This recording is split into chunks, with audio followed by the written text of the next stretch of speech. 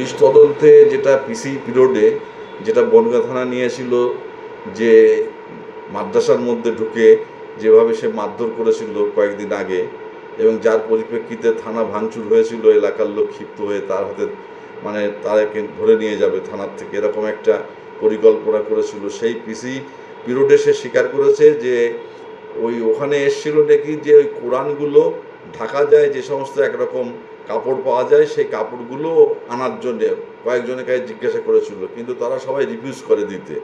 যখন অস্বীকার করে তখন নাকি তাদের উপরে হামলাগুলো চালায়, ওর যেটা বক্তব্য, যেটা পুলিশ তদন্তে জানতে পেরেছে। এবং সেদিনকে যে লোহার রডটা ইউজ করেছিল, হাতলওয়ালা, কাঠের হাতল দেয়া, সেই লোহার রডটা এবং একটা ব্লেড এবং একটা নাইফ, ছুরি, যেটা দিয়ে সে সেদিনকে মারধর করেছিল, আঘাত করেছিল, সেই জিনিসগুলো পুলিশ এই পিসি 3 দিনের পিরিয়ডে সেটা উদ্ধার করেছে এবং সেটা আদালতকে আজকে জানিয়েছে।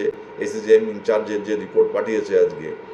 এবং শুধু তাই নয়, এটা দুর্ভাগ্যজনক বিষয় যে যেদিন পিসি অ্যালাউ হয়েছিল 3 দিন আগে, সেদিন আমাদের কোর্ট লকআপের একজন কনস্টেবলের মুখে সে আঘাত করেছিল, ঘুষি চালিয়েছিল। তো উদ্দেশ্য তো একটা রহস্যজনক বলে এখনো আমাদের মনে হচ্ছে, যে কি কারণে খুন করলো, সেটাও সে নিজেকে একটা পাগলামি পাগল পাগল ভাব প্রতিপন্ন করার চেষ্টা করছে। ও হয়তো শিক্ষিত ইঞ্জিনিয়ার, সেই জন্য হয়তো জানে যে যদি কোর্টে কাউকে পাগল প্রতিপন্ন হয়, সেক্ষেত্রে তার ট্রায়াল তখন বন্ধ থাকবে।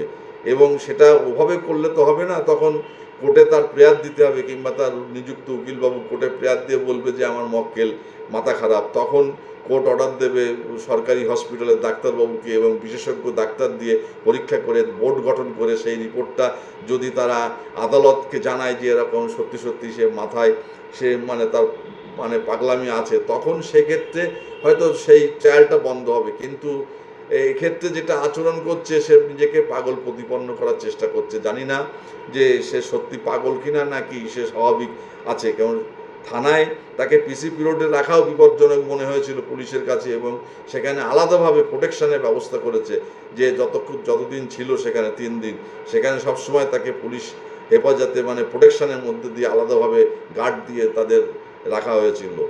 এবং আজকে যে আদালতে তাকে পাঠানো হয়েছে, এবং সে আজকে বর্ধমান পুলিশ মেমোরি থানায় এসছে।